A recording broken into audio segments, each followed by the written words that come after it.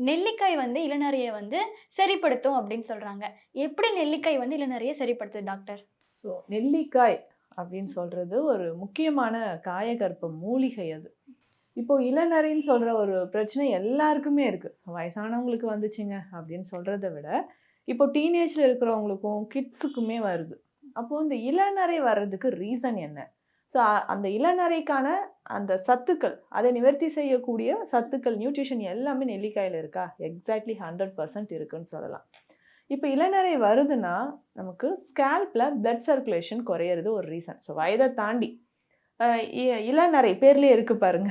So அப்போ young ஏஜ்லயே வரக்கூடியதுன்னு பார்த்தோம்னா, நமக்கு ஸ்கேல்ப்ல பிளட் சர்க்குலேஷன் குறையிறது ஒரு மெயின் ரீசன். அதுக்கப்புறம் உடல்ல நல்ல ஹீட் ஜெனரேட் ஆயிட்டே இருக்கு. நல்ல ஹீட் பாடியா இருக்கும் ஒரு சிலருக்கு. ஸோ உடல் உஷ்ணம் அதிகமா இருக்குங்க அப்படின்னு சொல்றது. அதனோட சேர்த்து பித்தம் அதிகமா இருக்கிறது. சரியா தூக்கமின்மை பிரச்சனை இருக்கிறது. இந்த மாதிரி இருக்கிறவங்களுக்கும் நமக்கு ஹேர் ஃபாலோட சேர்த்து இளநரை பிரச்சனையும் இருக்கும்.